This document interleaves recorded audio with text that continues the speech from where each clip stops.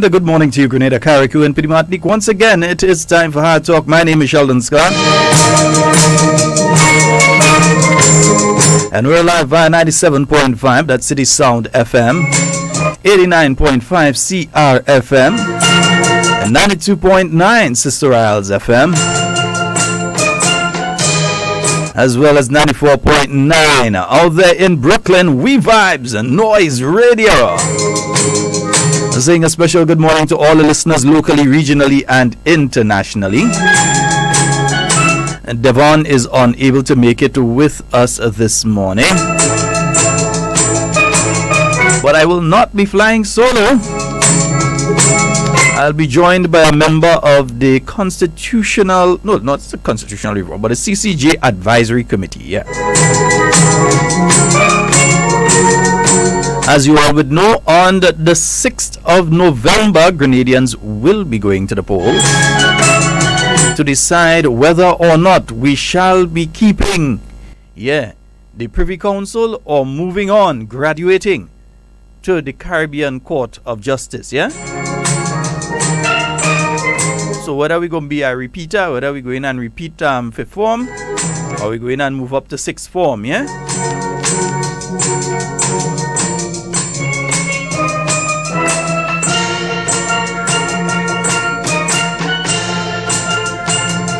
Good morning to you, Deepo. Good morning to you as well, Toro. I haven't heard from Toro for a little while. Good morning, Toro. Hope you're having a wonderful day today, bro. Folks, just to let you know, I realize that outside is pretty hazy. It seems as though we're having some of the Sahara Desert dust. So those of you that suffer from respiratory problems, please keep your medications close. Those who have to use the Becotide and the Ventolin and whatever else you use, keep it kind of close. If you know you have children and they suffer from asthma or sinuses or any sort of thing like that, I was even looking at my car and it's sort of covered in a light layer of dust. And if you're looking down from town towards Grandance, you realize it's very hazy. If you're coming up from Grandance and you're looking up at the hills, it's pretty hazy as well. So there's quite a significant amount of Sahara Desert dust out there, and we have to be careful. Those of us that suffer with respiratory problems, you may have asthma, you may have sinusitis, whatever it is.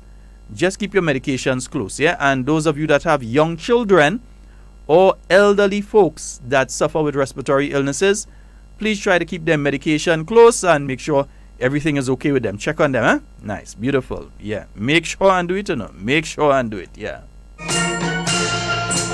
So my guest should be with us in a little while. No, he's not running late. We had a specific time that he had to arrive, so he'll be here shortly.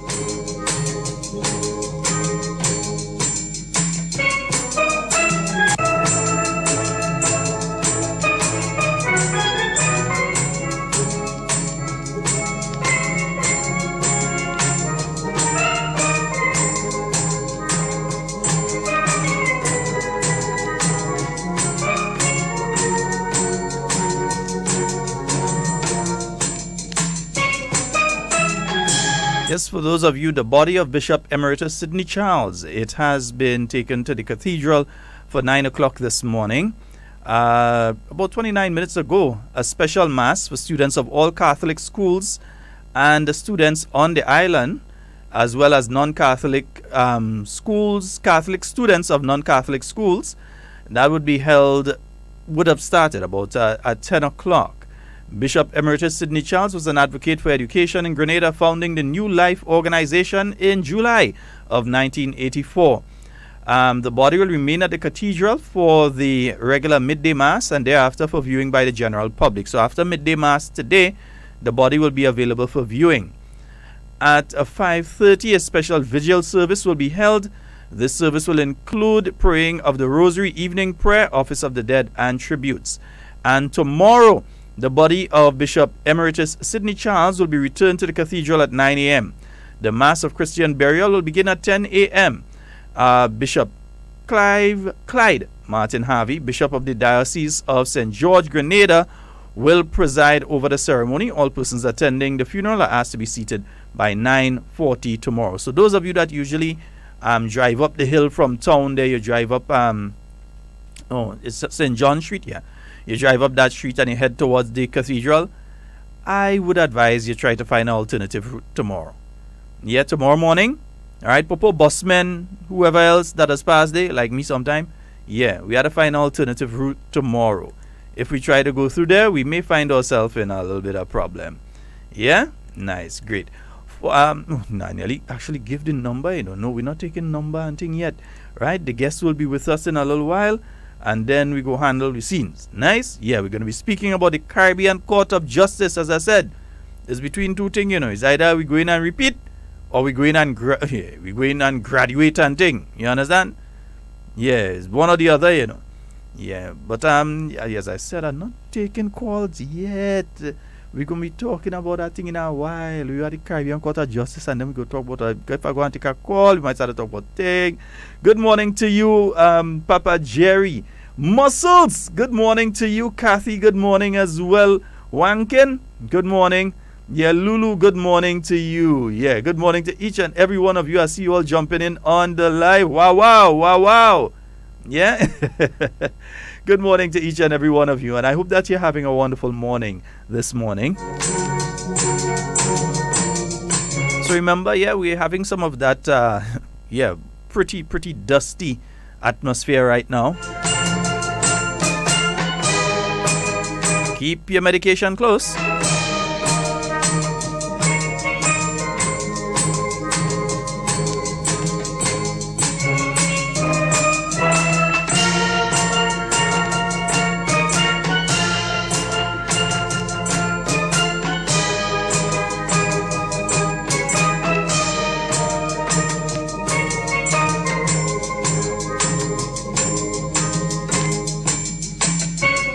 And folks, remember the meetings being held by the different constituency representatives. Those will be taking place this evening. Rose Hill, at the Rose Hill Community Center, that's the Honorable Pamela Moses. She and her team will be there from 6 p.m. The town of St. George at the Grenada National Stadium, the players' room at the Grenada's National Stadium. That's the Honorable Peter David and his team. The Honorable Emlyn Pear and her team in St. Andrew Southeast, they'll be at the Sobeys office from 6 p.m. And Dr. the Right Honorable Keith Mitchell and his team in St. George Northwest at the Bourgeois Community Center from 6 p.m. So, folks, you have in St. Patrick East, the Honorable Pamela Moses at the Roselle Community Center, Town of St. George, the Grenada National Stadium Players Room, St. Andrew Southeast in Sobeys, and St. George Northwest at the Bourgeois Community Center.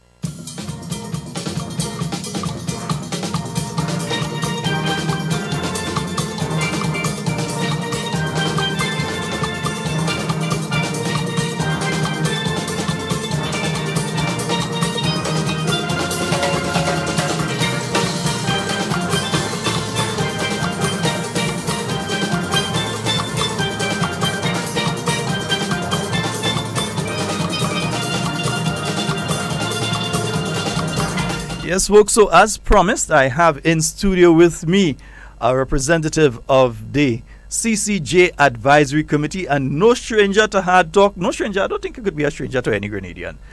We have in studio with us Mr. Ruggles Ferguson. Good morning to you, sir. Hi, good morning, Sheldon, and good morning, listeners. It's a pleasure to be here. Yes, indeed. And folks, hold on the phone line now. We will come to all in a time in. Caribbean Court of Justice, November 6th, referendum day. Grenadians would have the opportunity to decide whether or not we're going to graduate or whether we're going and repeat. So we're going to find out if we're ready to make the move. You've been going around the island and you have been hearing some of the concerns of different individuals. What are some of the concerns that you've been hearing out there in relation to moving to the Caribbean Court of Justice? Okay, well, thank you. In fact, I should start off right away with what has been a regular issue raised up to yesterday, and in fact it occupied a portion of the news. I saw the repeat of the news last night, and that is the issue of the local courts and the legal system. The general point you hear is that, listen, we all support the CCJ in principle. We have no problems with the CCJ, and Grenada acceding to the CCJ. The time has truly come. However, there are several problems in our local system that need fixing, and we should fix that first. If I may just summarize the position, I think that reflects the summary. So we have issues with our magistrates court, we have issues with our high court as the term opened, and we can see there was no available or adequate available space to occupy our high courts, the three courts that are supposed to sit. Now, there are certain medium-term plans and there are certain long-term plans. Ultimately, the long-term plan is to build a modern halls of justice to accommodate all our courts, right? But that is going to happen down the line. So the issue is, let's refocus. Local courts first and CCJ next. Now, I can understand the position advanced by many, and genuinely so, because there are issues that we need to address urgently in our local court system, indeed throughout the OECS and throughout the Caribbean. That a common problem, common thread that runs through each island is the need to address the local courts. Maybe among all of us, Trinidad is the only country that has a modern halls of justice, and that was built several years ago. A decade and more. Even yes, and even Antigua. In fact, more than a decade. It's more than 20-something years. Yep. Because when I was in law school in the 90s, I used to go to the halls of justice, so it was there already. And so ultimately, one can understand that position. But I would wish to clarify, use this opportunity to clarify this issue of CCJ versus fixing the local court system. There is nothing about acceding to the appellate jurisdiction of the CCJ that would adversely affect our local system. And I think that point needs to be made very clear. It's an emotionally attractive point, especially for the man in the street who constantly has negative experiences about the court system. I can say there are positive experiences and there are negative experiences. And probably I should also make this point. In law, both criminal law and civil law, it's an adversarial system. And by adversarial, I mean there's usually a winner and there's usually a loser. The winner loves the system, the loser hates the system. The loser usually cries injustice. And that is part of the nature of the legal system. So for every case, generally, you would have a dissatisfied person because it's adversarial.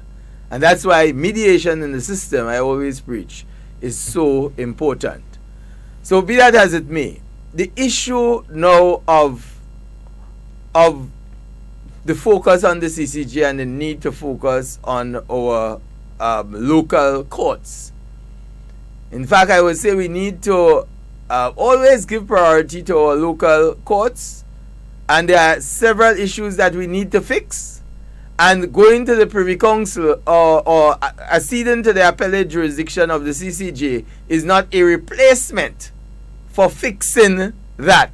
To say, okay, let's fix the CCJ, and once we fix the CCJ, then everything else would fix. It don't operate so. As somebody used the analogy that somebody is suffering from cancer and they happen to stump the toe or break the toe, you say, all right, let me deal with the cancer first and not deal with the toe. You have to deal with both of them, right? Both of them. You have to deal with both issues. So, what will acceding to the appellate jurisdiction of the court mean for Grenada?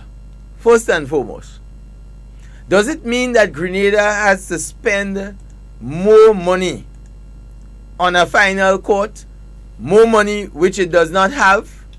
More money that could have been diverted to fix the problems in the local courts?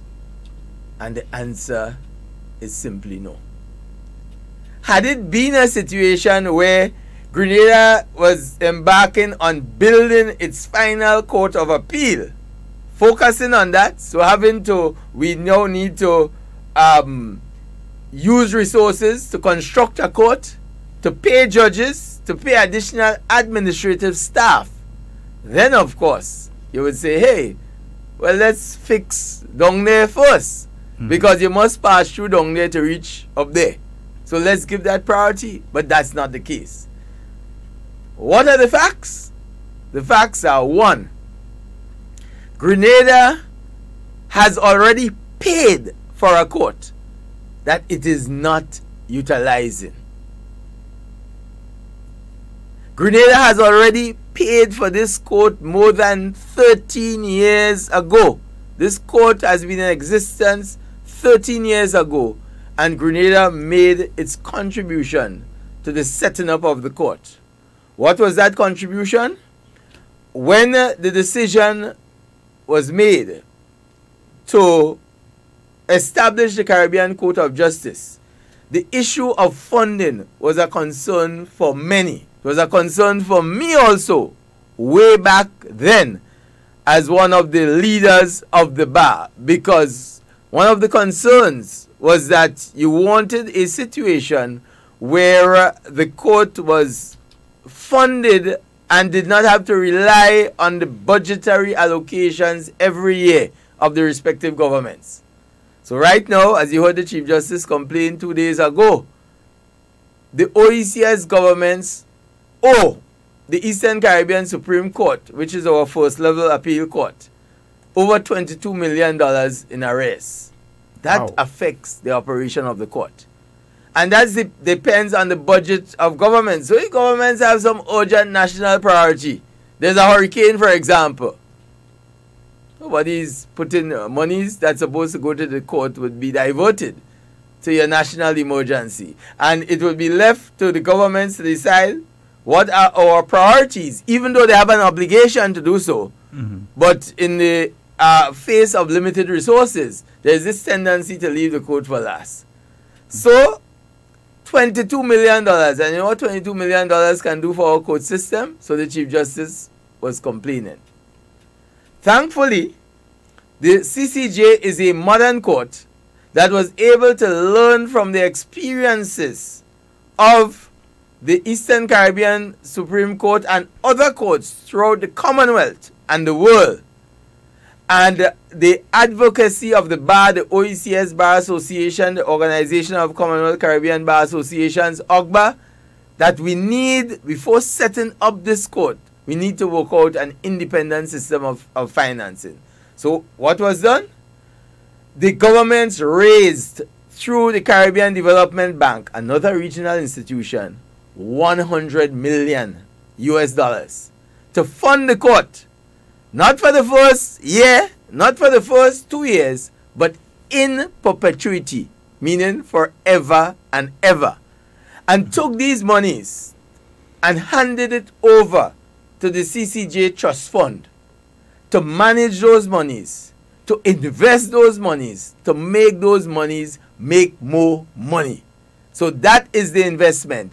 And each Of that $100 million, it's a loan. Each of the governments, including Grenada, had to pay back a portion of that loan.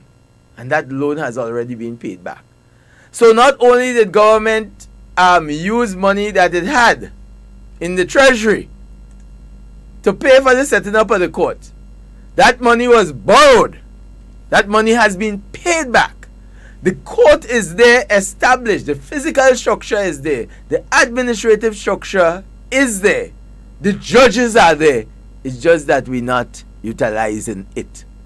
So this theory that we have to fix the local court system, and my voice has been consistently heard about issues in the local court system. I'm aware of all of them. The point is, going to the CCJ does not involve Grenada paying 1 cent more. Does not involve Grenada diverting any funds that could go to the local system, and instead is pumping it to the CCJ. And I must add now, having said that, so we don't have to pay any monies at all. Let me now go to the to show how, in my view, in fact, joining the Caribbean Court of Justice as the appellate jurisdiction would assist in fixing the local court system, because that's the other side of the coin. So we have to try and avoid the emotional approach, and it sounds well, because this CCJ is supposed to be a court out there that we're focusing on. Why not focus on our local courts? But here, this and the difference between the CCJ and the Judicial Committee of the Privy Council is this. The Privy Council is our final court of appeal. But it's not our court. The facility is available to us. The final court of appeal in the United Kingdom, people need to know, is not the Privy Council. It's the UK Supreme Court, formerly known prior to 2009 as the House of Lords. That was the final court of appeal. And what is done now with respect to the Privy Council is that judges from the UK Supreme Court, and sometimes judges from the Court of Appeal of the UK, in fact, that's one of the complaints from this side, because they have used judges from, and the Court of Appeal is akin to our local OECS Court of Appeal. So they use judges from those courts as the judges of the Privy Council. And their role is to come, they sit, they hear cases, and they deliver their judgment. Bye-bye. They have no further interest as far as our local court system is concerned. And the clear question is there. Since 1833, the Privy Council was set up. 1833. 180 something years now.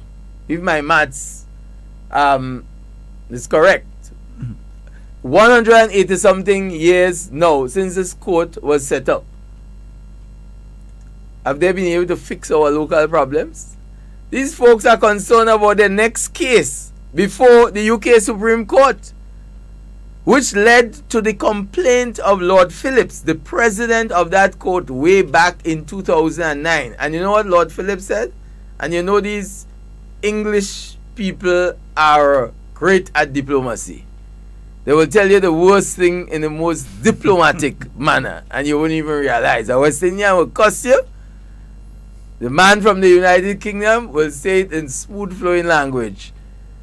And it has the force of a good cuss. Now, what did Lord Phillips have to say? This is the president of the United Kingdom Supreme Court. What he said in 2009?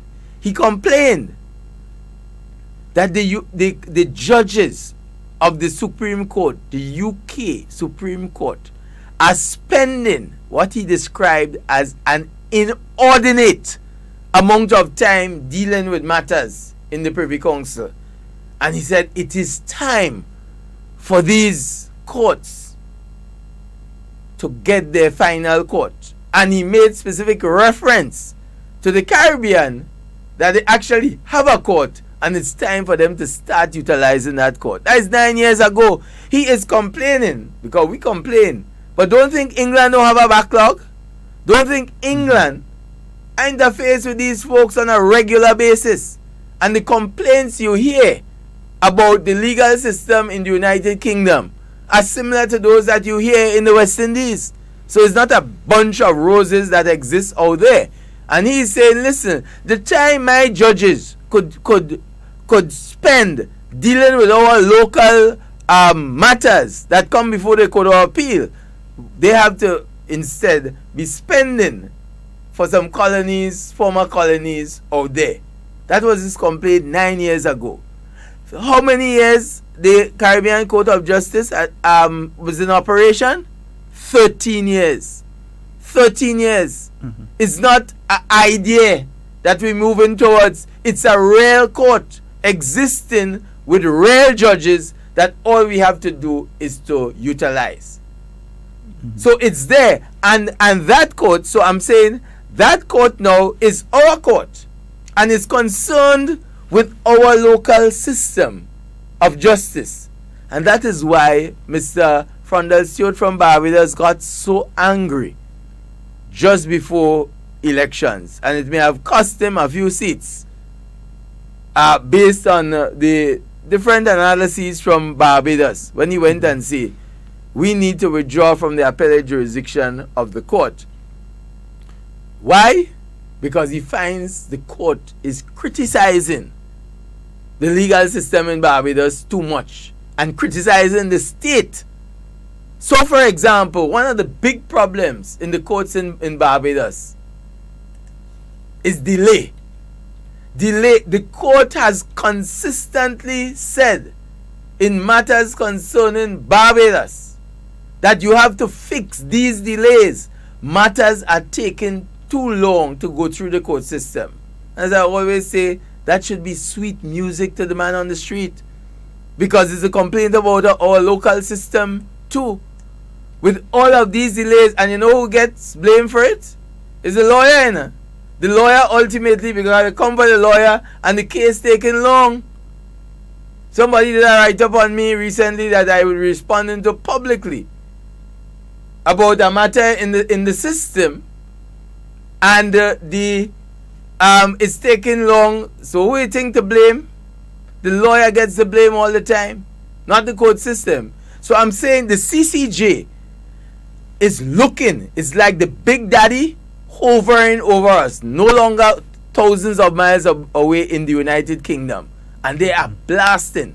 And that is why the Belize Prime Minister cuts the CCJ, the Barbados former Prime Minister cuts the CCJ, and why it's about their rulings in relation to matters involving the state. And in the case of Barbados, it's the issue of delays. Plus, the CCJ is not just a court that sits there like the Privy Council and hears cases and delivers judgment. No. The CCJ is involved in the Juris Project. The CCJ has already assisted Grenada being involved in the Juris Project. So Dennis may have mentioned it recently, and I always make mention of that point, that there is a Juris Project now where the Canadians, it's funded primarily by the Canadians. There's one called the Impact Justice, and that's run by the University of the West Indies. It's managed by the University of the West Indies. The CCJ manages the Juris aspect of the project. One of the objectives of the Juris Project is to deal with the backlog of cases in the court system. And that's why in December 2013, our backlog was 175 cases in the High Court awaiting trial. 175 cases. The Juris Project, through the Caribbean Court of Justice, is who came to our rescue. In fact, that's why there were all these brand new facilities in the about 3 added courts in the line building on the Carnage. And we were able to move in there. For the first time, we had 5 judges sitting, 2 of them funded by the Juris Project. out of that 175 cases, 165 cases, that's close to 90%, if not 90%, of those cases were disposed of. That is CCJ having a direct hand in fixing delays and backlog in our system. CCJ also has what you call an Academy of Law. There's an Academy of Law there. It's headed by Justice Winston Anderson, a former professor of law at the University of the West Indies. He heads the CCJ Academy of Law. And you know what the Academy of Law does? It deals with judicial training, training of judges throughout the region, training of lawyers throughout the region, training of administrative court staff throughout the region. It's like a university within the court, the Academy of Law. And on December 13th and 14th in Jamaica, the Academy of Law, together with the General Legal Council of Jamaica, they are hosting a continuing legal education program for both judges and lawyers. And over 300 judges and lawyers from throughout the Caribbean are expected to attend. You know what judicial training means and what legal training means and what administrative training means? At the judicial level, you'll have a more efficient judiciary. At the legal level among lawyers, you'll have a better quality of lawyer able to serve the public. At the administrative level, you know what that means? It means simply that you would have more efficiency at the administrative level. And that's the role of the Academy of Law of the Caribbean Court of Justice. Another area, for example, I made the point, and you know Sir Dennis, he's into technology. 75 years old, and it's like a teenager. A teenager when it comes to technology. He is the guru in the court, and the main driver with all of these technological changes. So as far as Sir Dennis is concerned, his vision is not about all these physical courts and physical court structures. It's about the virtual court. That's his interest. You in South Africa and you have a matter in the Caribbean, no problem. We're dealing with it virtually. Right? That's how you dispense justice. So I was in a discussion with him recently, just a few days ago. We were in St. Kitts at the annual law conference of the OECS Bar. And I was raising this issue with a very unfortunate problem of having to vacate that line building on the Caranache. Because that's where, suppose is one of the lessons about having all your eggs in one basket. Because now there's a problem in the building, all the courts have to be vacated. Right? And we have a problem now. And he's saying, but why you all in approach the CCJ in terms of a virtual courtroom? So what? All right, you're talking about physical structures. Why can't a virtual court operate?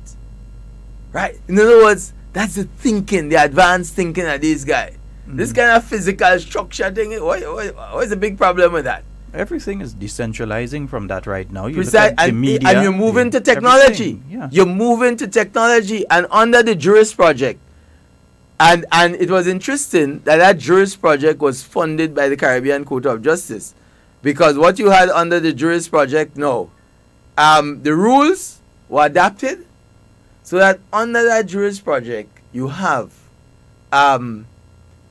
witnesses and parties being able to stay in the United Kingdom, in the United States, in Toronto, in whichever city of the world.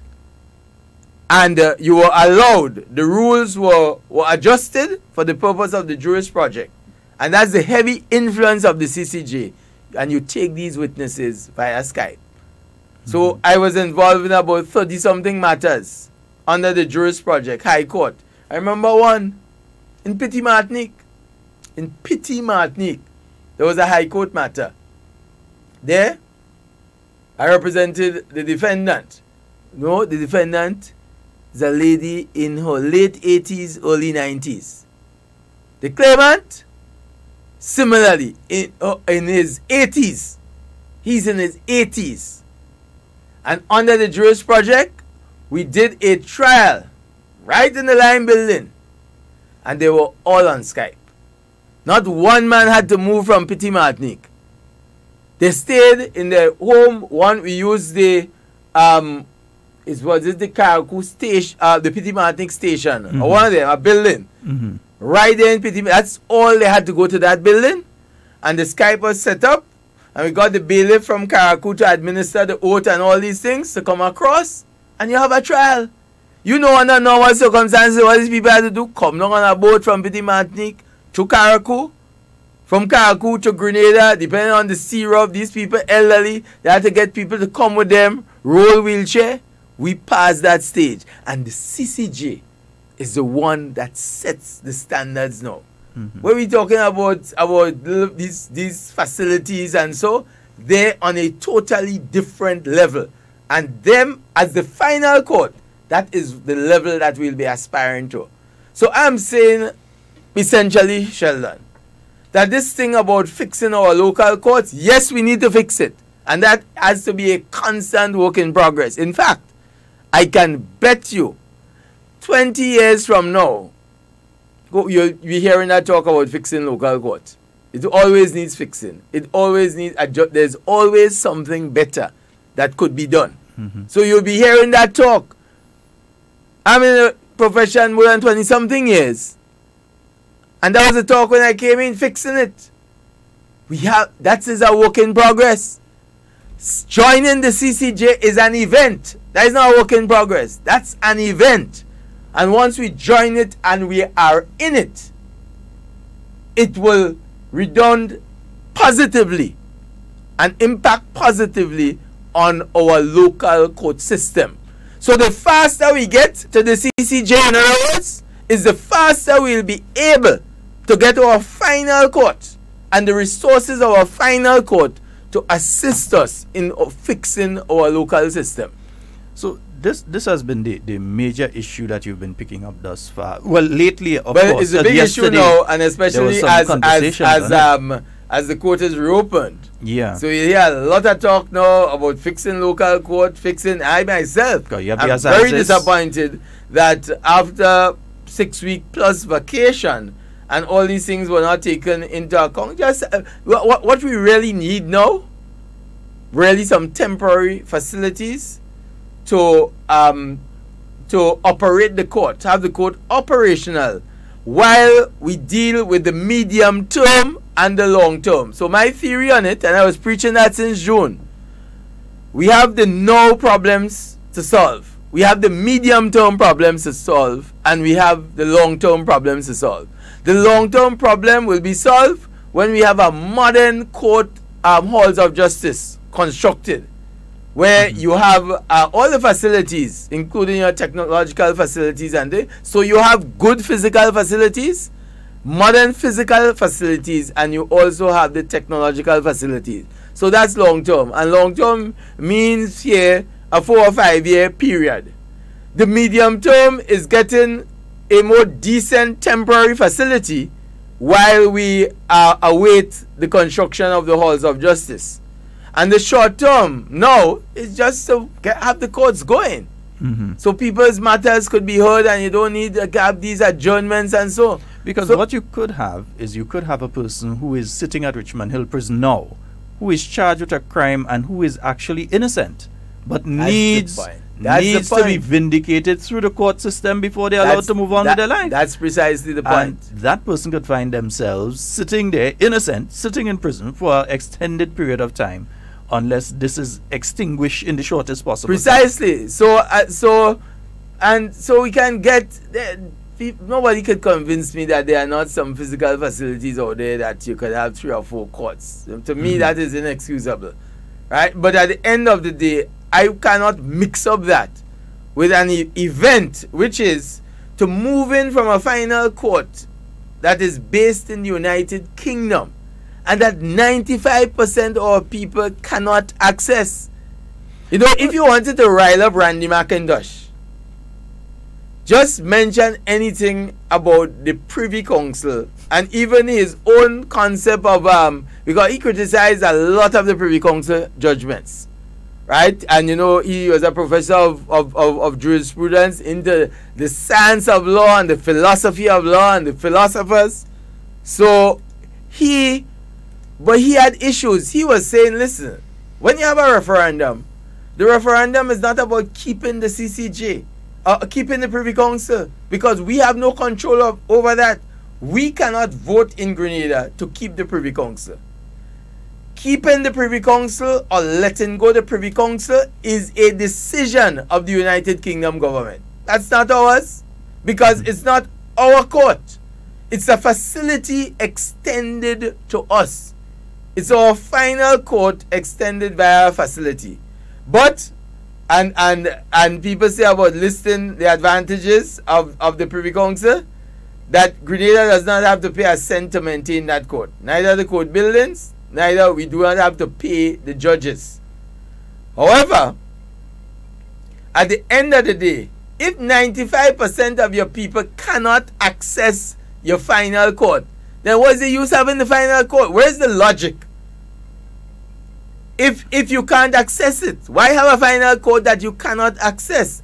And any complete court system is one that if a litigant is genuinely dissatisfied with a decision of the Court of Appeal, he must have that right and ability to access his final court. And that's the issue here.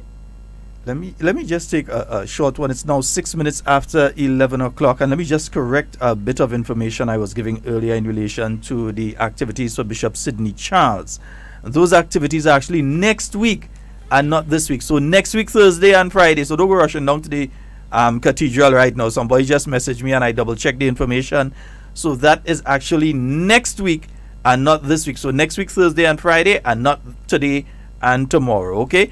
Just to get on that one before some people leave home and run down to this cathedral thinking they're late. No, it is next week and not this week. And again, we have in studio with us attorney at law Ruggles Ferguson, and we're discussing the Caribbean Court of Justice. And some of your schoolmates are online with us this morning. Diego Humphrey, he's online with you. And as well as Rose Lewis. Yeah, so Rose Lewis. Say all they went to school together. Okay. She said, what year you graduate and all. But I ain't going to call what year you graduate. People going to know your age and that kind of thing. Yes. But indeed. So the issue of the physical structure is one thing. I was having a conversation just on Monday, I believe it was, with a returning national, a Grenadian, who has returned from the UK after spending a significant amount of time there. And I must admit that I nearly lost my temper for the first time in a long time. When I was told that before we consider going to the Privy Council, we should ask the British judges if we have the quality of judges and lawyers down here in order to establish the Caribbean Court of Justice or operate within the Caribbean Court of Justice. What do you say to something like that? Because that's the point that nearly made me lose my temper. Yes, well, I will understand. I'm surprised you didn't lose it. Nearly lost it. Because, again, the point, Grenadians all over the world. There are Grenadians all over the world who shine in different areas. This is a concept. And again, it's about our own self-confidence, our own self-esteem, our own dignity, our view that people outside can always do it better than us. Now, we have had Grenadians serving at all levels throughout the world.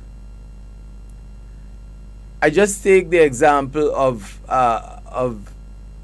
Julius Alexander Isaac from St. Paul's, who described himself as a born and bred Grenadian, who went to school in Grenada, primary, secondary school in Grenada, who started off in 1948 as a clerk in the magistrate's court in Grenville, a clerk in the magistrate's court in Grenville. He was a senior magistrate, ultimately a senior magistrate in St. George's in the early 70s. A black man, a real black man, went to Canada, a white man's country, right? Where to move up in that system, you need to, the color of your skin, especially in those times, right? And you had to be really good to make it up. And Julius Alexander Isaac made it right up through the High Court, the Court of Appeal, and ultimately became the Chief Justice of the Federal Court of Canada. A black man. Chief Justice, the first black man to become Chief Justice of the Federal Court of Canada. He retired in 1998.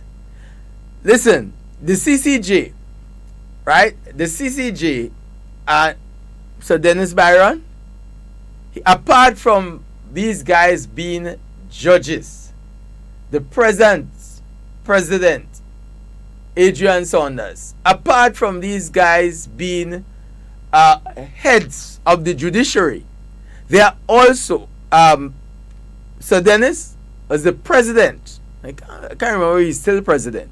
But both of them are senior members of what you call the Commonwealth Judicial Education Institute.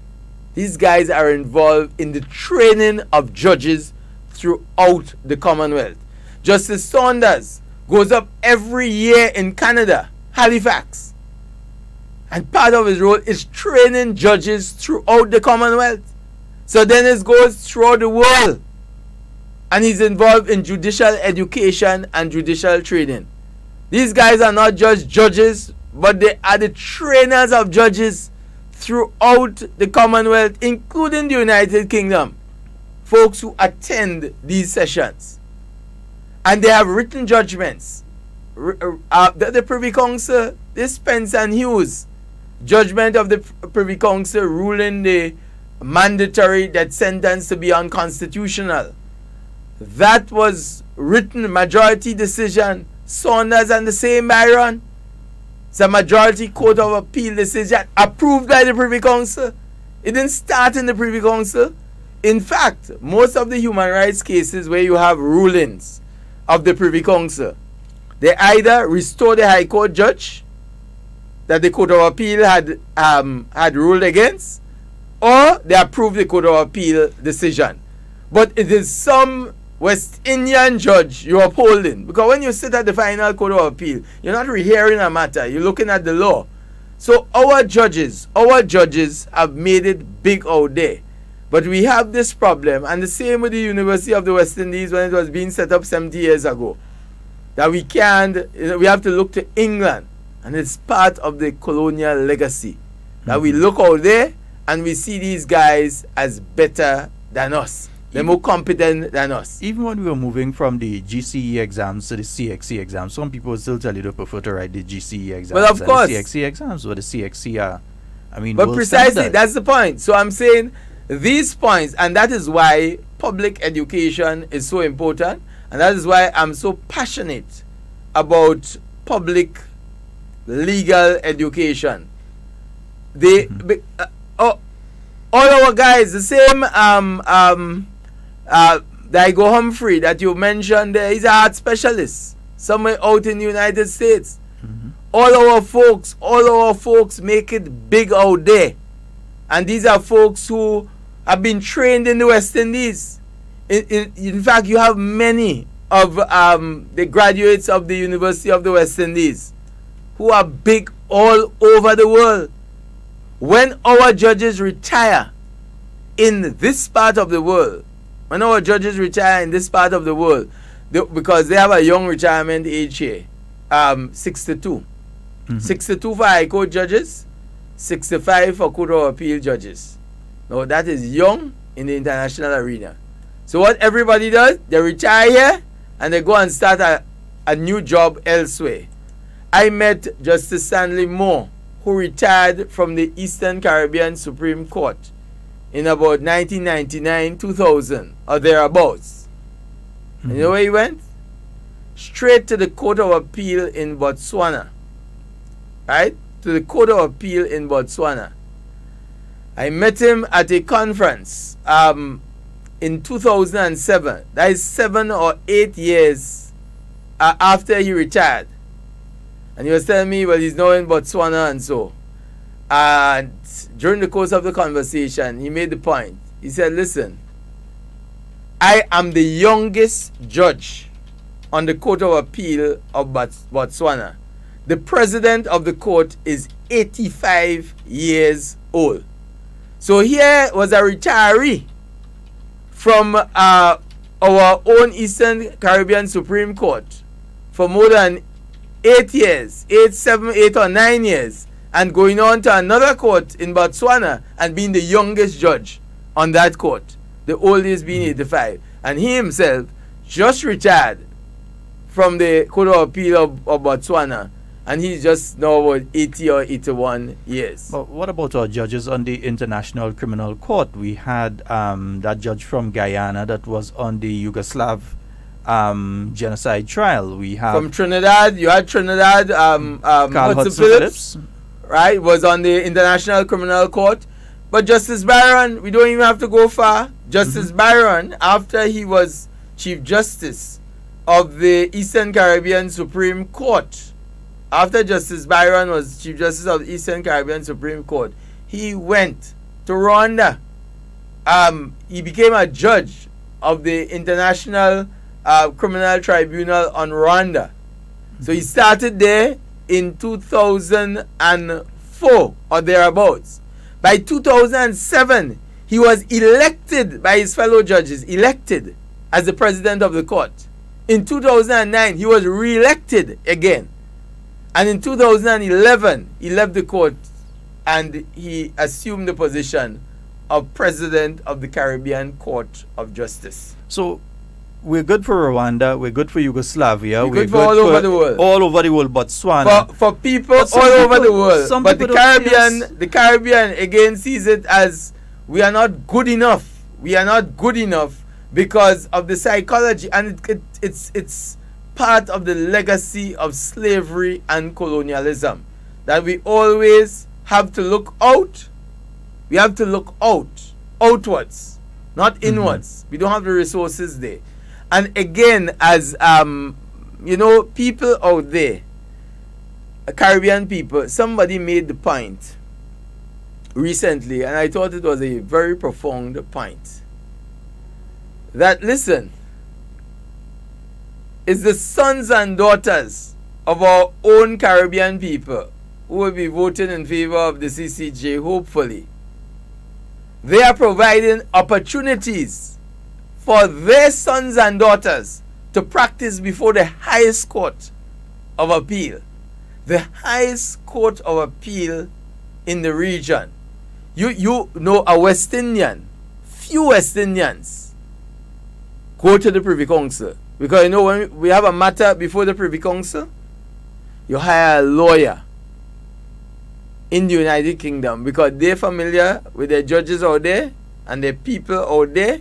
So usually you take Queen's Counsel, and it's not that you can't go individually, you can't go and argue a case. I can argue a case before the Privy Council once it's our final court and I'm admitted here.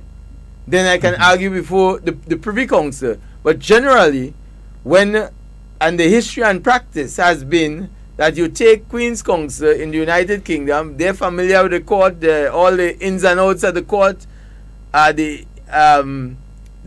judges, and they argue, and West Indian lawyers go along. But think of how it would improve the quality of the profession if at the end of the day you can argue before your highest court. That is a tremendous learning experience alone for our Caribbean lawyers, and they ultimately will be going on to the elevating themselves. It's just like there are some lawyers who only practice in the magistrate's court. Their practice is in the magistrate's court. So if you go and ask that lawyer to do a court of appeal matter, people shy away because you are not familiar with the court of appeal. So you want people experienced in the court of appeal. Somebody had to represent me on a matter of final court of appeal. I'm not taking a lawyer who's practicing in the magistrate's court. So not every lawyer does everything. As one lawyer was commenting as though, hey, you could just go up in the Privy Council, and he was commenting on costs. That, you could go and argue your own case in the Privy Council. I suppose you could do your own operation on your toe and your hand. You could say, man, you can do that too. You don't have to pay a lawyer. You don't have to pay a contractor to build your house if you can put two blocks together. Right? But when a hurricane come or earthquake pass and the house fall down, right? You need engineers. In other words, what I'm saying, you need the experts to handle these matters. And if you have any serious matter before the Privy Council, you want the best lawyers to appear on your behalf. And to get the best lawyers to appear on your behalf, you have to pay them. And it's not like EC dollars when you're speaking and you're complaining about high legal fees. You're talking about pounds then. There's a question here from one listener. He's asking if it's true that if the CCJs voted in, the government has no need to consult the public when making certain decisions that affect them. Probably it's something that's out there that government would need to do this or would need to do that, that it absolves government of responsibility of consultation with the general public. No. Well, certainly far from that. And probably the opposite. What needs to be explained. Sometimes constitutional issues are complex to the layman's mind. And in fact, many lawyers are not involved in constitutional matters. You have few lawyers in the Caribbean, in the OECS, who deal with constitutional matters. But there is need for a proper understanding of our Constitution and its structure. And I believe if you understand that principle called the separation of powers, it will go a long way in clarifying so many things about governments and governance and the role of the Constitution and checks and balances. Because implicit in our Westminster-style constitutions is the concept of separation of powers, the separation of powers. And most Commonwealth countries have the same or similar constitutions. And that separation of powers is based on the theory that there are three arms of the state. Three arms of government, major arms of the state. That's the pillar or the foundation of your state. And those arms are 1, the executive, 2, the legislature, and 3, the judiciary. And each has separate and distinct functions to play in governance. Each has. And those functions are defined by your constitution. So, for example, what is the executive? The executive arm is the policy-making arm of the state. So the executive, even though our constitution says that the executive power of the state resides in Her Majesty, that's largely ceremonial since we attained independence. The executive power lies in cabinet. Cabinet is the executive. That's why ministers of government sit in cabinet. If you are not a minister of government, you cannot sit in cabinet. So the cabinet is the policy-making arm of the state. And therefore, deciding issues of policy, they control the public purse. And by controlling the public purse, they are the ones who determine, as a matter of policy, what our priorities should be. Should we build a hospital in Sotes? Or should we build a highway in St. David's? Should we build 7 medical centers throughout the country? Or should we build a hospital? Should we build small sporting facilities in each parish, or should we build a national stadium? All of these are policy-making decisions.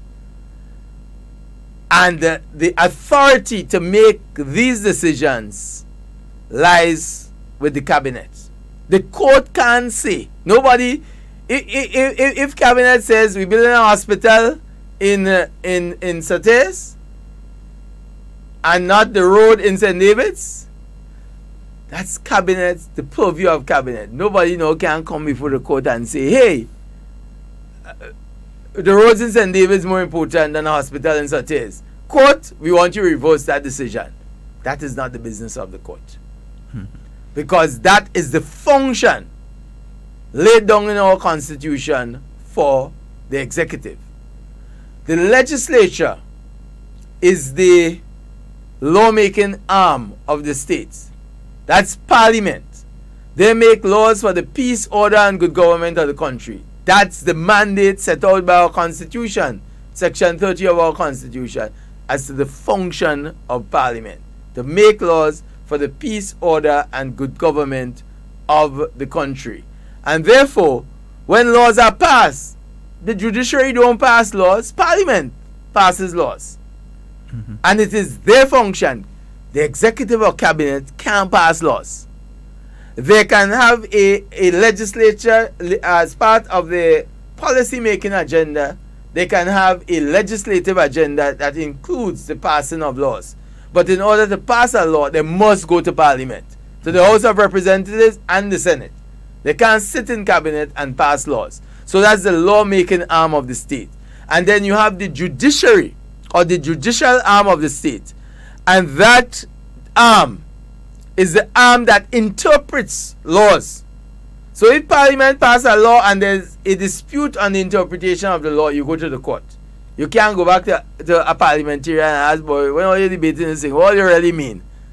Once that passes, there's an issue, you go to the court. The judiciary, they are the guardians of the Constitution. So if there are any issues and complaints about human rights, you go to the judicial arm of the state. You go to the court to deal with that. If you, as a citizen, you have a problem with what land matters, family matters, whatever, there's a dispute you can't resolve, you go to the court, and the court has the authority to make certain decisions with regard to these matters. So these are the three arms of the state.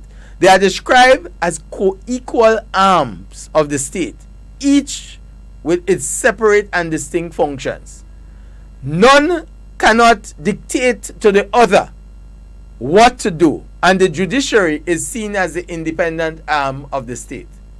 The CCJ is our final court of appeal in the judicial arm, and it is the same court that the ordinary citizen can take a matter against the state to say, you breaching my constitutional rights, or you have acquired my property, or what. That's the same court, and if you're dissatisfied, you can go right up to your final court.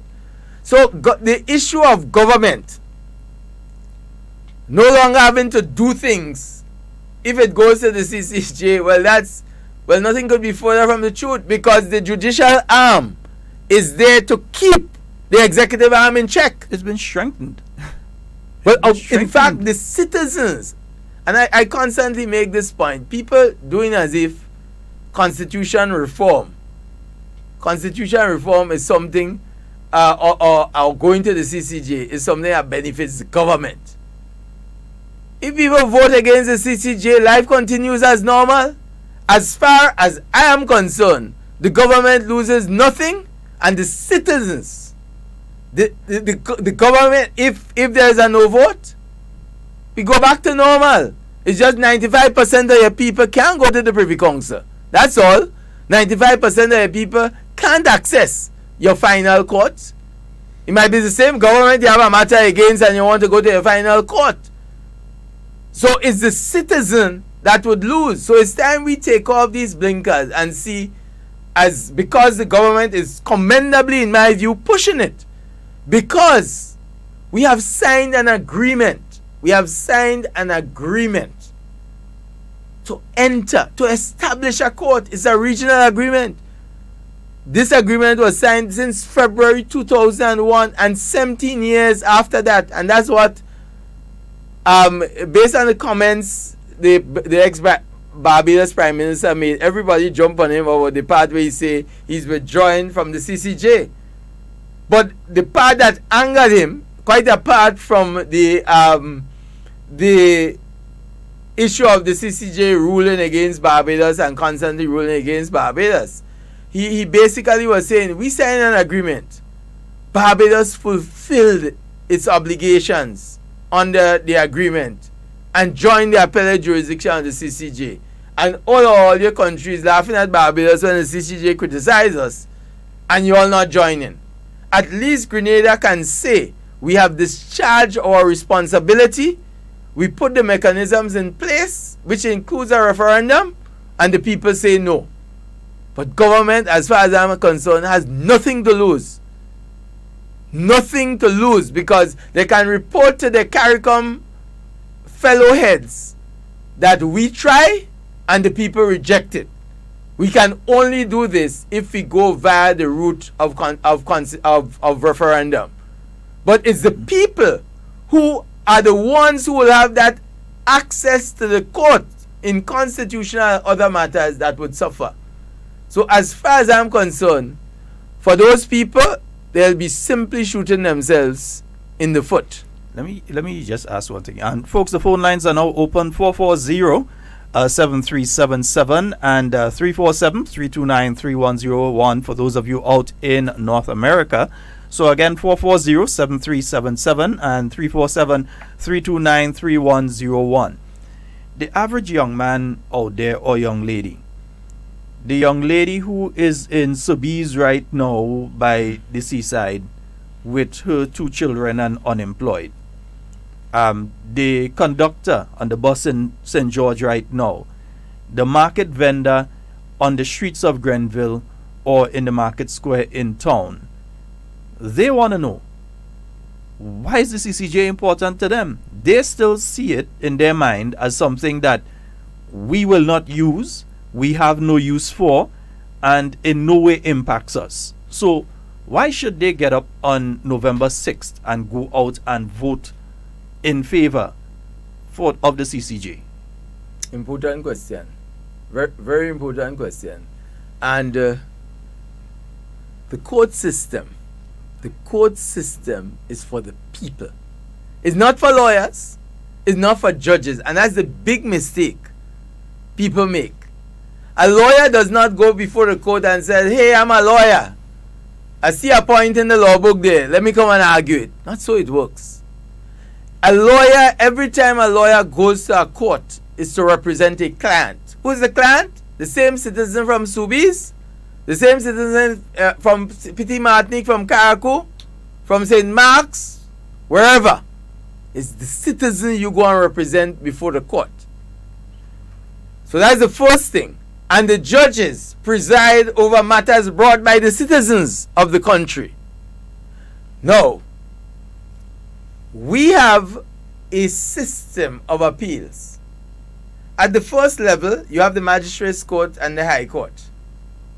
And in the Magistrates Court, 1 magistrate presides. In the High Court, 1 High Court judge presides. If you are dissatisfied with a decision, don't go and cuss on the side of the road and you're going to rum shop cussing the magistrate or cussing the judge. If you feel the judge wrong, you have the right to appeal. Where do you appeal to? We have 2 levels of appeal. You appeal to the Eastern Caribbean Supreme Court. And on that now, 3 even more experienced judges would be looking at the decisions below.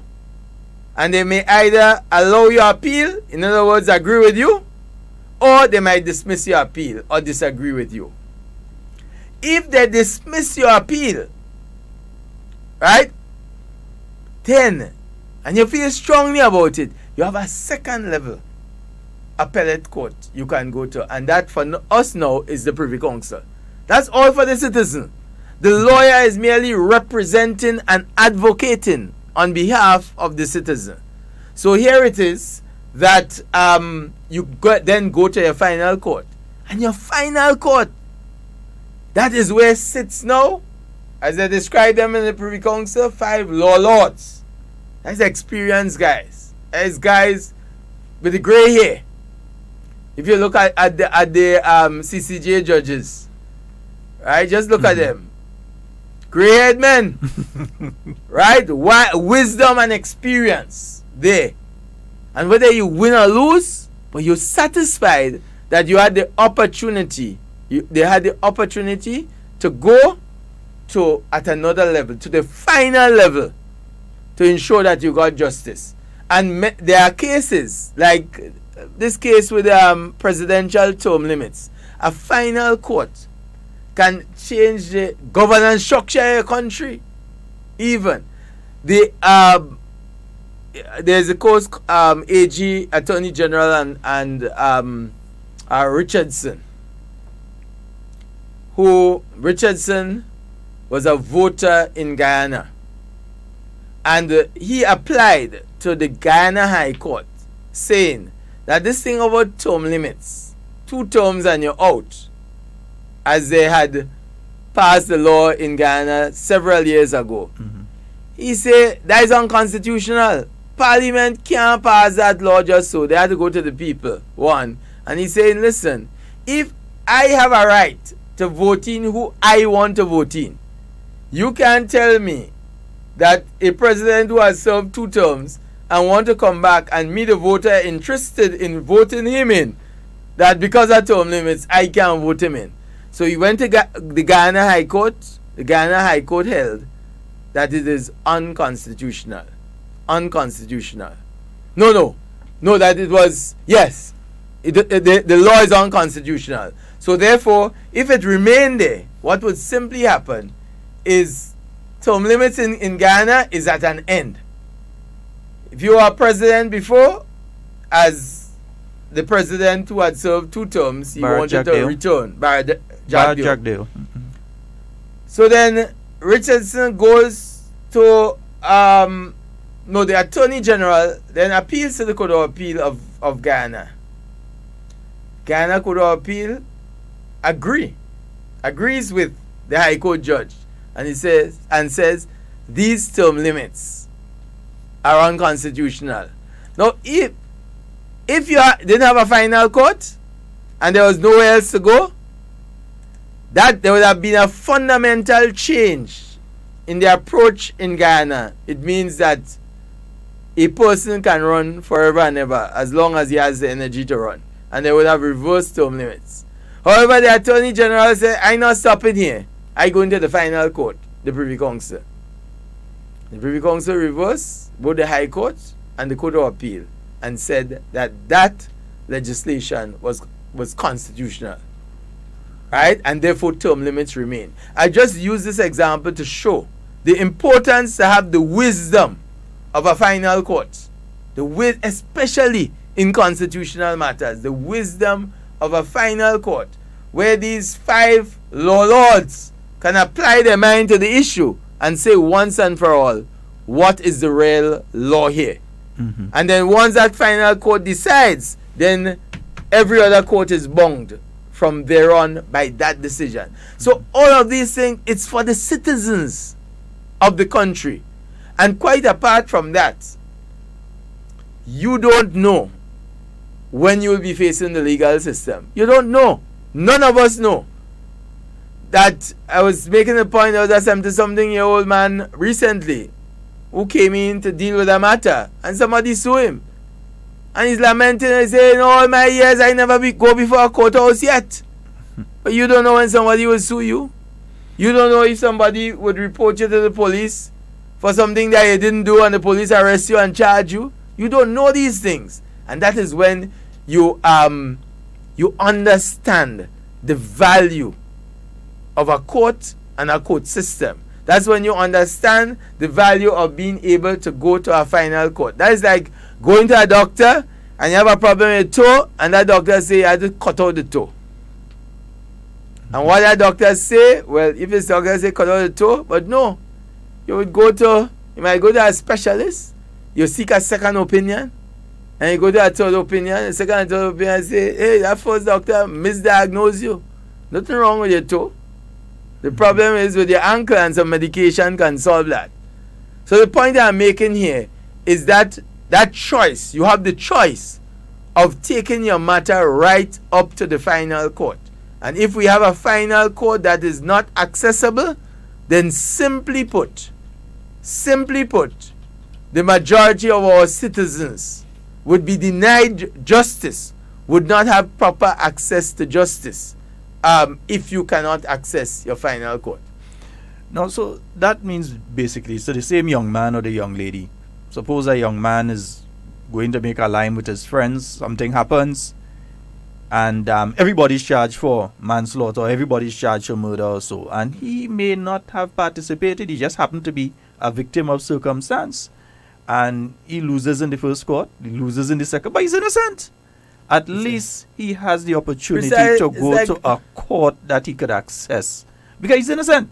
But that's the point. But that's exactly the point. At the end of the day, you can't, and this is human judgment here. And at the lower courts, you have, well, comparatively speaking, the less experienced persons presiding. So, for example, our retirement age here for judges of the High Court is 62, right? Is 62.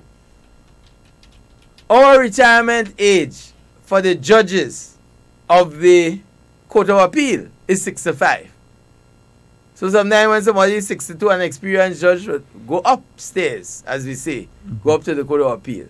The retirement age for judges of the CCJ, ultimately 75. You can go up to 75 years. Right? You know that? It's the wisdom. Those retirees from our court with the experience. Those are the experienced guys who will be going upstairs and determining whether or not the lower courts really gave you justice. It's like that's what it is about. It's like you bring your vehicle to fix, and if you bring your vehicle to fix, you're not going to bring it to fix by a guy that just do auto mechanic in secondary school. But precisely, you want to bring it by the guy who has been doing this thing for a few years. Well, he see all type of engine, all type of car. He understand just by listening to the engine, he could tell you that is what's wrong. The guy that has all the experience, that's the one you want to bring your vehicle to. In fact, that's a great example. And that's why when my good friend and colleague, attorney at law, made a point that it only costs $2,500 to go to the Privy Council to do an appeal, because that's the when you add your plane fare or what, I don't know how he came up with that figure. But I'm not going to send the side of the road mechanic to go and deal with my fancy car that he has no training in. And just so you won't send, not because somebody is a lawyer that they know everything. The law has different specialist areas. There are folks who specialize in appearing before final courts. You can't get them to do a matter in no high court. They are appellate lawyers. They know that system inside out. When you have appeal court, them you want to go to. If you have any serious criminal matter, you ain't going to buy a lawyer that doing conveyancing. He might be in practice 50 years now. But that is why when you have a conveyancing matter, you go by him. When you have a criminal matter, you go by somebody who is experienced in criminal law. And that costs. But that's money the point. If you're going to the Privy Council. But that's exactly the point. But one point I would like you to hone in on here. And folks, again, the phone lines are open. 4407. You all were calling while the phone line were closed. You could call now. 4407-377-347-329-3101. The cost to go to the CCJ. Individuals have been asking, what is the cost like to go to the CCJ? Because, yes, they cannot access the Privy Council because it is expensive to do so. What is the cost like to access the CCJ itself? Right. Is it accessible? Yes. Yeah, that's an important question. It's an important question. And what I can say, my immediate answer is that it is less costly than the Privy Council. And it will be less costly. As to what would be the actual cost, the cost even to go in the magistrate's court for a matter, or the high court, or the court of appeal, is a matter of contract between you and your lawyer. So, for example, it depends on who, the experience of the lawyer, everything. That lawyer charges. So, for example, because these are contentious court matters. And unlike non-contentious matters where there is a scale of fees in relation to certain things, matters that are contentious are really determined, the cost of these matters, as between the lawyer and the client. But filing fees, for example, there would be the administrative fees, and also you have the legal fees that you pay.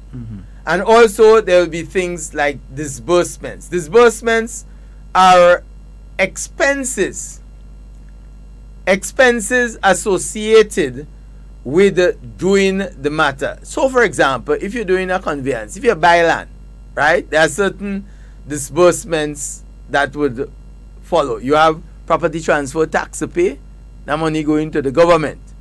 You have stamp duties to pay, that money goes to the government. The vendor pays property transfer tax, the purchaser pays stamp duties.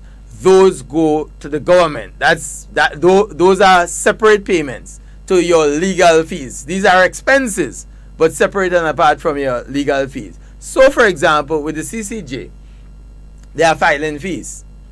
The filing fees would come up to about $500 US, right? $500 US. However, there are provisions within the CCJ for persons who cannot pay filing fees for that to be waived. In fact, and I'm really happy you asked that question, because there is a case from Guyana involving two women who were unable to access the Privy Council. They have no money to pay filing fees. The CCJ or the Privy Council? No, the CCJ. I said Privy Council. You said Privy Council. Yeah. Okay, yes. So, because Guyana, their final court is the Privy Council. So, they had no money to pay filing fees, the $500 US. Neither did they have any money to pay legal fees. After all, this is the final court. So, you know what was done? The CCJ considered the application to waive the administrative fees of $500 and waived it. And they conducted the Bar Association of Guyana to have their lawyers represent each of them pro bono. And they heard it to cut back on costs via video conference from Guyana. So these two poor persons paid not 1 cent, not 1 cent to the CCJ, to lawyers, and they had the benefit of the video conferences facilities and stayed right there in Guyana. In other words, poor people, there are provisions for poor people who probably can't even access the magistrate's court to access their final court. And that's one of the points that I wish to home in as far as the CCJ is concerned. You know, a caller online. So let's take the call quickly and then we'll come back to it. Yes, caller, go right ahead, caller. Oh yeah, Mr. Scott. Good morning to you, sir. And good morning to your panel there. Now, a quick comment. Now, as a guy with common sense, when I look at the historical teachings that we had about colonialism, the question that I have to ask: does slavery, racism, lynching, separate water fountain, sitting in the back of the bus, the middle passage, and the Privy Council, does that mean anything to us? You know, now my question now, the justices that presently sit on the CCJ, are they qualified to sit on any court in the world of similar stature? That's one. And two, can the CCJ change the laws that was handed down to us pre-independence? I'm going to listen to you, sir.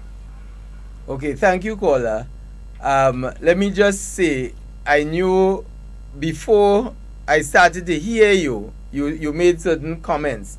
I heard you from the point where you were asking, does slavery, when you started off there. But I think I get the general gist of your question. Your first question, are the judges of the CCJ qualified to sit in courts anywhere in the world?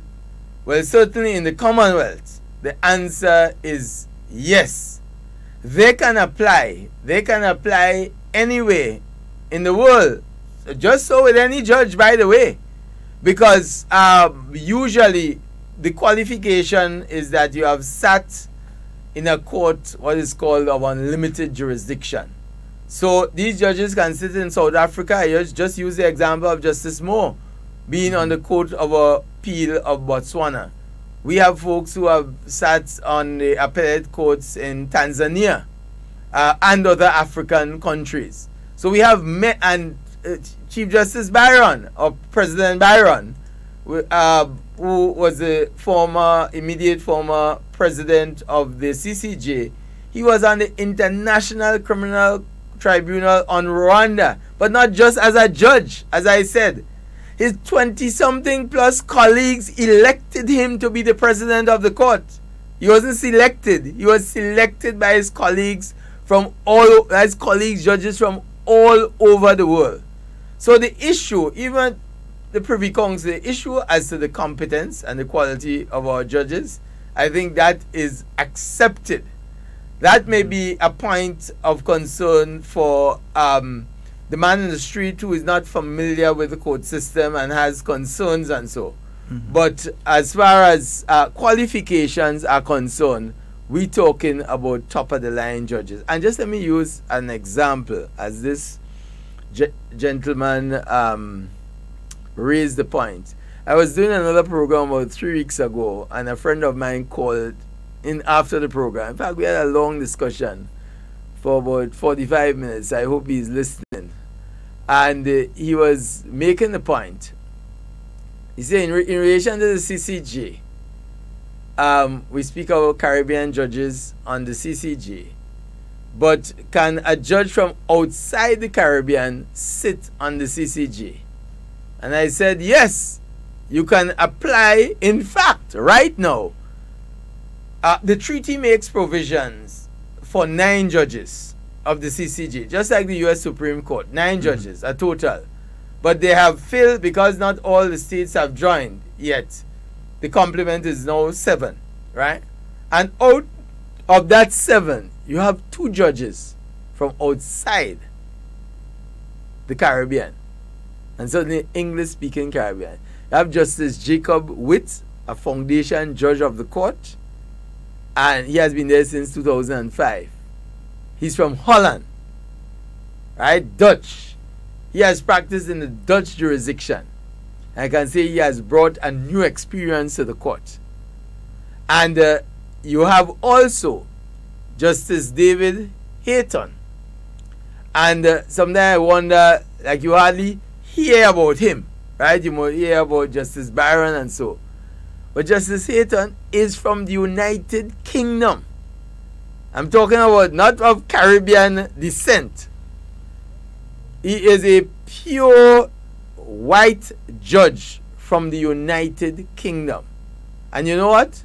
Justice Hayton, not only that, he is regarded throughout the United Kingdom as the leading authority on the law of trust. Right? That's a branch of the law. He has written 14 books on the law of trust. That is in the United Kingdom I'm talking about. He is regarded as the leading authority in the United Kingdom and indeed in the Commonwealth on the law of trust. He has written more books on the law of trust than anybody anywhere. And he sits on our Caribbean Court of Justice as a judge of the Caribbean Court of Justice. So my friend was saying that you could have a situation where the CCJ doesn't have judges from the Caribbean. It could be anywhere in the Commonwealth. And the answer is yes. When you make an application, to the Judicial and Legal Services Commission. And so though I say yes, it's theoretically possible, but it's within the realm of possibility, but it's not probable that it will happen. And what essentially is that you go to the Judicial and Legal Services Commission, and we have had guys all the way from South Africa applying to be president of the court. So this is a court that is recognized internationally. It's not a little piece of court in a corner of the Caribbean that only we alone dealing with. And that's why education about the court is so important. And that's why I'm so passionate about it. Because I've been involved in this CCJ discussions and debates and so for more than 20 years. And I am very familiar with the court and its operations and the setting up of the court. And the problem is really the lack of education and information out there. And we have a caller online. Good morning. Yes, good morning, Sheldon. Good morning, Mr. Ferguson. Morning. Morning. I'm calling in relation to a bit of contradiction. I think I'm hearing from you. Based on the urgency of the CCJ, you're saying that when you have said in time past that we needed it. However, there was an interview you did with Mikey Live. I think when there was some guy protesting somewhere by the parliament or something so. And you seem to be saying at that time that there was a rush in going into the CCJ. Could you please clarify that for me and for us, that we will know where exactly you stand? Are we rushing into it? Should we wait a little bit? Or are we at the right time and point where we need the CCJ? That's all for now. Well, thank you very much, caller. I'm happy that you raised that point to give me an opportunity to clarify it. Because if there was any such indication given, and I certainly, if I said it, then I missed out a word in between there. But certainly the point I've been consistently making, very consistently making, on all programs is addressing this issue of people who say that we're rushing to the CCJ. In fact, I'm always addressing that point. The time for us to have joined the CCJ is long past and overdue. 17 years ago. Right? Once we sign that agreement, and note, the real points that we're dealing with here, we entered into an agreement, and actually we signed an agreement saying this is the court we are going to establish, and therefore we have a legal and moral obligation to join the court. And I've always addressed the question of rushing, and I'm sorry, you may have heard or whatever I said may have given the impression about rushing, that we're rushing too quickly. I am saying, in terms of the critics who say that we are rushing, that this is long overdue because of our legal and moral obligation. And I've also been at pains to go to the history of this debate about the CCJ. Long before I was born, long before my time, this issue has been debated throughout the region. And in fact, only recently I referred to an editorial in the Jamaica Gleaner in 1901, 117 years ago, when the very points we're talking about now, the Jamaica Gleaner was raising and saying essentially the time is long overdue. That is in 1901 to set up our own courts in the region, because we have our culture, lifestyle, and so, and that time slavery abolished. They're talking in the context of slavery being abolished in 1901, long before Jamaica gained independence in 1962 and Trinidad gained independence in 1962. And they're saying we need to have a final court of appeal in the region. And my issue, and I can say that because I've been an activist with bar associations throughout, since before the setting up of the Caribbean Court of Justice. And I remember having an intense debate with another Sheldon, this time Sheldon from Jamaica, McDonald at the time, and he was an activist of the CCJ, and was my good friend from another life. But I was making the point, and that was the positions of bar associations, that listen, you would get the full support of bar associations throughout the region if two preconditions are satisfied. One, independent financing of the court, and two, an independent system of appointing judges.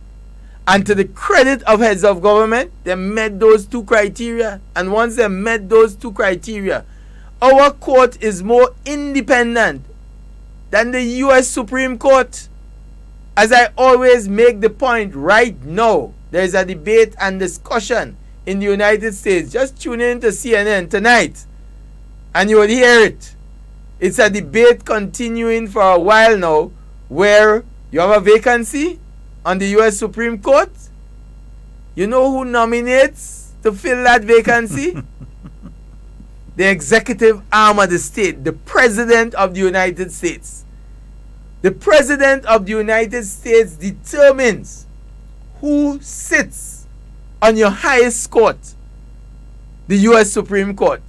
And if it is a Republican president, he's expected to choose a conservative. If he is a Democratic from the Democratic Party, he is expected to choose a liberal president. So your composition of your final court, your highest court in the United States, is determined by politicians. And when the president nominates, the Senate confirms. The Senate, right? So you're talking about Kavanaugh. No, he's going through the process in the Senate. And you're talking about all the Democrats possibly voting against him, and he won't get it if two Republicans come. Straight politics. We dealing with a court in the Caribbean that all people criticizing our politicians. And we have a trust fund that no politician sits on. The politicians don't control the string purse of the court. And not even control, they're not anywhere near it. One. And secondly, if there's a vacancy, no prime minister has anything to do with that vacancy. You have to apply to the Judicial and Legal Services Commission of the court that is chaired by the Chief Justice. What more do we want, really? We want we forcing our people to say, listen, we accept you unless you totally perfect. No flaws. And of course, this court is a growing court. This court has done well. It has been in existence. So we have the advantage of joining. It's not even like Barbados and Guyana. When they join, they know what the court would turn out to be. They, as far as they're concerned, we enter into agreement and we have an obligation to join the court. So they're like the guinea pigs. They join. We, 13 years after the court has been in existence, 13 years after this court has handed down several landmark judgments, we have an opportunity to join them. And we raise questions in relation to the court.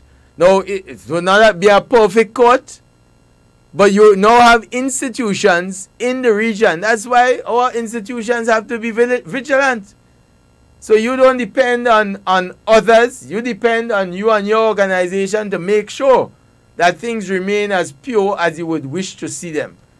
But these calls, at the end of the day, we would face a situation one day, as I always say, when the British taxpayer will become aware that we poor tax-paying people in the United Kingdom paying for people that like freeness. So he's saying in the court because it's free. It's free for us, but it's not free for them, because it's their taxpayers that paying for the services of the Privy Council.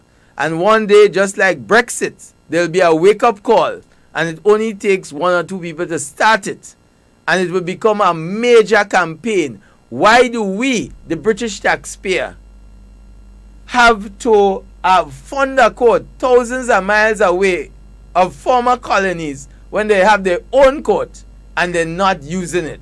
And the British taxpayer will be saying, enough is enough. Because people getting conscious. Are we bereft of any dignity that we'll wait until we are thrown out of the court? Since 2009, when Lord Phillips made those comments, we should be seriously concerned. The president of the court, and he's saying, oh, you're wasting the time of our judges and all you have a court down there. Use your court. So, really and truly, our legal system will only develop to the quality,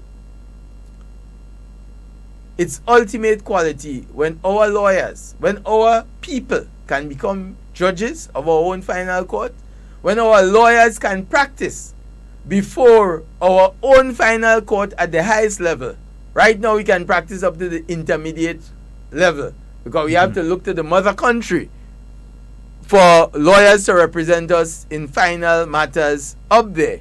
And when our own citizens can go to that court and say, well, yes, I feel like I have gotten justice because I've been able to access all the courts and they have ruled and I accept the ruling. Okay. And it's now 5 minutes after 12. We've run After overtime. 12? Yeah, we've actually run overtime. Any closing statements? Quarter to 11 now. Oh, goodness. Yeah. Any closing statements on this particular issue? The Caribbean Court of Justice. Right. What is your word to the people of Grenada on this issue in closing? My final word, Sheldon, is that this matter is not a partisan political matter. This matter is not about any sitting government or party. This is an obligation we have, whether it's the NNP government today, the NDC government tomorrow, the PLM, the GULP will have to confront it because we have signed an agreement to establish that court. We have paid for the court and we are not using the court. Right now we are in breach of our treaty obligations. And so this is a national issue. It cuts across political boundaries. Please take the politics out of it and look at the facts objectively. We have an opportunity to build one more regional institution, just like we have the Eastern Caribbean Central Bank. Well, that's OECS, but everybody praises it. Nobody complains about it. It has kept our dollar stable. The ECCB, in fact, in the Eastern Caribbean, we have the most stable dollar in the Caribbean. So we have these regional institutions. We have the example in the OECS. Better even than the Jamaicans and the Trinidadians and the Bajans and the Ghanaians have it. Of a court, a sub-regional court that serves 9 countries. The CCJ is mirrored like the OECS Supreme Court, but has more independent structures for financing than our own OECS court. And of course, it's a much more modern court with facilities. So this is about a court for the people. That's what the judiciary is there for. The judiciary is the last bastion, as they say, of democracy, of freedom. When you feel your rights, constitutional or otherwise, are being abused, where you go to? Not to the politician. You go to the court. And therefore the court is there for the citizens, not for the lawyers and judges. Those are just stakeholders in the court, because lawyers represent citizens and judges hear matters heard, brought by citizens before the court. So this is all about you. It's not about the government. And I can assure you that the government and governments generally have less to lose if you vote against the CCJ. If there's a vote against the CCJ, as some people say, I advocating for this thing so much that I must be getting big money for this, right? Well, Sheldon, you know my noise. You're on the committee every week. Money. But yes, at the end of the day, I would feel that I have discharged my duty. If people vote no, life returns to normal on November 7th, and we focus on other issues. But I can assure you, the lawyers won't be the losers, the judges won't be the losers, the government wouldn't be the losers. The people and the citizens of our country will be the losers. We have a historic opportunity that comes once in a lifetime. We're lucky to have it coming twice in respect to the CCJ within a brief period to embrace on our own court and to make regional integration and regional unity stronger. Let Grenada lead the way on this historic exercise to show the world and our other colleagues in the region that we are progressive thinkers and we are progressive minded, and that we can cut across partisan politics when the opportunity comes to embrace something together as a people. So my word to you is hear all sides of the story, listen to the debate, and at the end of the day, go out and vote on November 6th. And I'm sure for the informed, I don't have to tell you where to vote. You would obviously know where to vote from all that you have been able to decipher on the CCJ. Mr. Ferguson, we'd like to thank you so very much for coming in studio with us this morning into this afternoon and having this wonderful discussion on the issue of the CCJ. I am absolutely sure that the listeners, all of you who are listening online and our listeners out there in the US and the UK, and also those of you in Canada, regionally and so on, I believe some of our friends in Antigua would have tuned in as well this morning to the program, that they have been enlightened and their intellectual capacity to discuss the issue of the CCJ has been improved from various standpoints. And we'd like to thank you so very much for doing that this morning. And of course, you are free to come in studio anytime and have a discussion.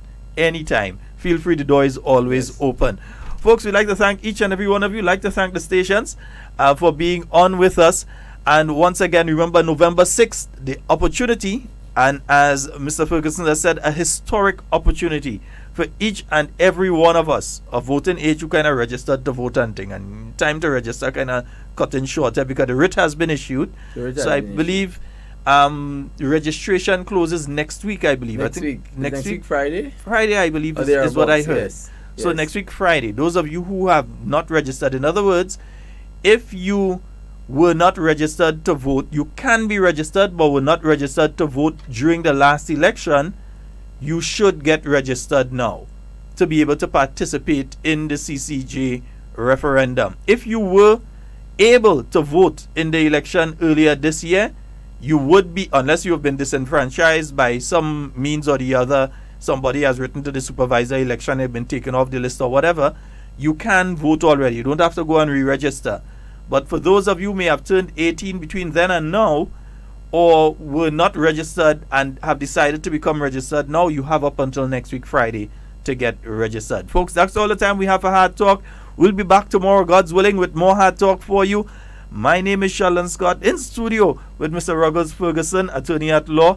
And indeed, in whatever you say, whatever you do, do it safe and secure. We want to be speaking to and with you and not about you. Love each and every one of you.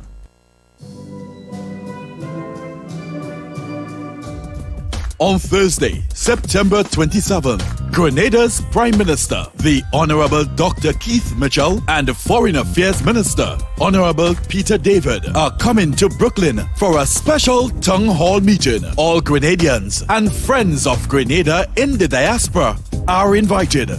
Join the discussion on the state of affairs in Grenada. It's from 5 p.m. to 9 p.m. at the auditorium of the Medgar Evers College on 1650 Bedford Avenue. Come, let your voice be heard.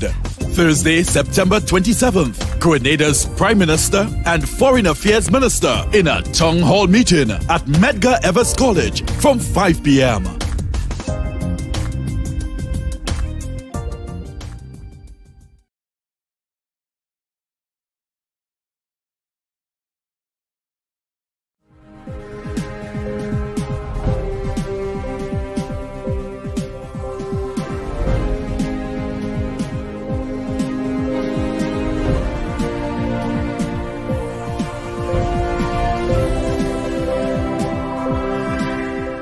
Grenada officially launches a special victims unit targeting victims of domestic violence, sexual offences and child abuse.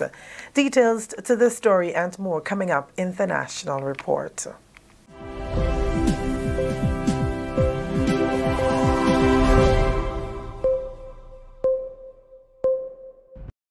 Welcome back with the news in details. I am Wendy Edmond. Grenada has launched its Special Victims Unit, and the number 400-400 is the new hotline number the public will use to make reports on domestic violence, sexual offences and child abuse. The unit will be embedded in the Criminal Investigations Department. Social Development Minister Honorable Delma Thomas is happy that offenders will get to feel the weight of the law under this unit. Offenders of the intimate partner violence, child abuse, rape, and other sexual abuse will get the message that committing this crime is no longer business as usual. If they commit an offense, they will be dealt with according to the law. This Special Victims Unit being launched today is part of a larger national effort. This initiative fits with the National Strategic Plan to reduce gender-based violence, which was approved by Cabinet in July 2013. It is also in agreement with the National Gender Equality Policy and Action Plan approved in 2014. The unit, which was launched by the Royal Grenada Police Force and the Ministry of Social Development, Housing and Community Empowerment, bears the slogan, "Stand for Zero Tolerance." Acting Commissioner of Police Edwin Martin says the unit will have federal authority, meaning that it must be notified about every case and will have the authority to intervene, question and guide the investigative process.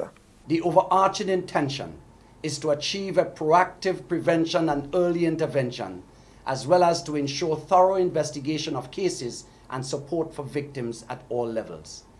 Importantly, the conversation and strategic approach must be broadened to address the concern of at-risk young adolescent female who sometimes leave home for days and willingly get involved in sexual acts.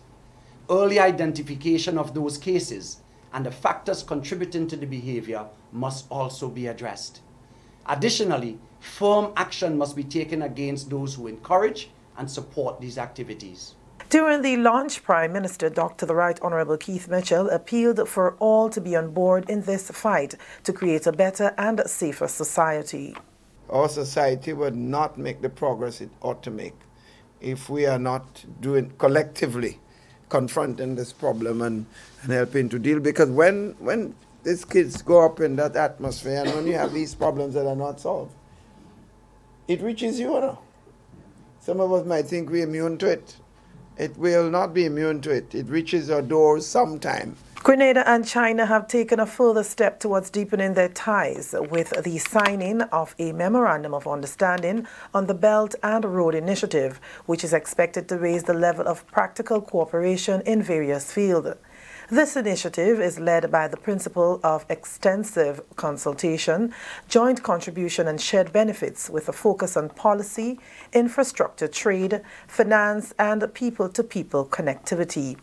Chinese Ambassador Dr. Zhao Yongchen says Grenada and China will now come to a new stage of working more closely together to promote practical cooperation in various fields. He says this involves enhancing the complementary of the Belt and Road Initiative and the 2030 National Plan of Grenada.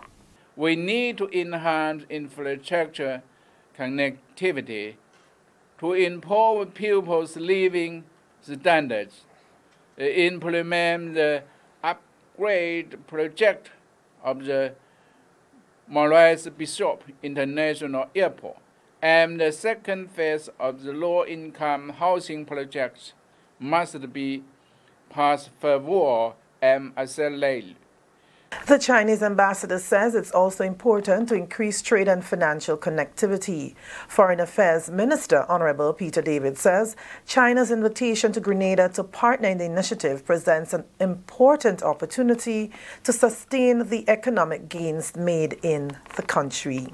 This initiative, Belt and Road Initiative, is another milestone in that regard, and it is expected, this initiative is expected to give Grenada access to what we call inexpensive capital, and for a developing country like Grenada, this is extremely important. That is access to inexpensive capital through the Belt and Road Initiative.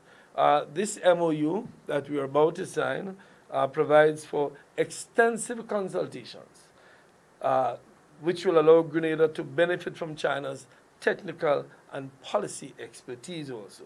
Several CARICOM countries have already signed on to this initiative. This is the National Report. More news after the break. The house was shaking. Then started the story here, babe. Crack, and the roof had gone. Man, I was so scared, I nearly wet myself. Only those who have lived it can truly understand the devastating fury of a hurricane's wind. The house across the road just get up and roll over. Hurricane force wind. It's a hazard. Hazards. Take control. Reduce your loss. You can hurricane-proof your home. For example, make your roof more wind-resistant by using screws instead of nails in its construction. Find out more about hurricane force winds and other hazards at your local disaster office. A message from the National Disaster Management Agency and SEDERA. Welcome back with more news in the National Report. The Grenada Tourism Authority and tourism stakeholders spent Wednesday morning warming the hearts of the President and CEO of Carnival Corporation and his team, who are visiting days before one of their cruise lines makes its inaugural call to Grenada. Carnival Breeze is expected here early next week. The team was given a true Grenada experience at the Melville Street Cruise Terminal with spices, rum, chocolate and other delicacies on display. They also met several stakeholders including taxi and tour operators, water sport operators and entrepreneurs. Tourism and Civil Aviation Minister Dr. Clarice Modeste Cohen is thrilled that the island continues to attract more international cruise lines. She says the Grenadian experience is too rich not to be shared. We have been blessed with so much that we enjoy it, but we do not want to keep it. And so we are open and disposed to working with the Carnival Cruise Lines and all of the other 9 cruise lines that are related with Carnival to bring people so that we can share what God has blessed us with.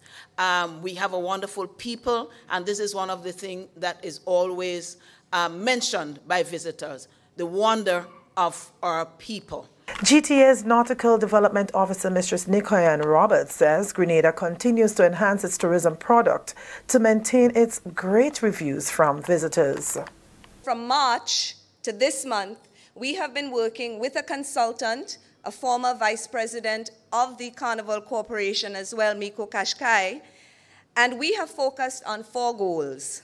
As a team, elevating the visitor experience here at the Melville Street Cruise Terminal and in the Esplanade Mall, improving the tour transportation fleet, the traffic city flow, and the walking experience that our guests have here in the historic town of St. George's, the ability of the tour operators to add value, to bundle and package their tour offerings to the cruise lines with improved margins because it's better business for all of us, and to build the capacity, confirm our theme, Pure Grenada, the spice of the Caribbean, and to engage with the cruise executives. We visit them for trade events and investment events, and they visit us to update them as to our progress. The cruise line's CEO Arnold Donald is pleased that their various calls can contribute to Grenada's development. Last year, we brought over 150,000 guests here. During the course of the year, we'll be looking at that kind of a number again this year, and in the future hope to expand that. And we're excited that the Carnival brand will be making a visit here this year. Carnival tends to do 7-day itineraries primarily out of South Florida, so it's hard to get this far south. But we do have the Carnival Breeze coming in on a 9-day itinerary, so she was able to have an extended itinerary to get Grenada in. But we have our other brands, P&O and Costa and AIDA and our Princess and Holland America brands, and they all bring guests here, and you exceed their expectations every time. The team also paid a courtesy call on Prime Minister Dr. the Honorable Keith Mitchell on Wednesday. And that's a wrap for the National Report for today, Wednesday, September 19th, 2018. On behalf of all of us in the newsroom, I am Wendy Edmond, thanking you for viewing.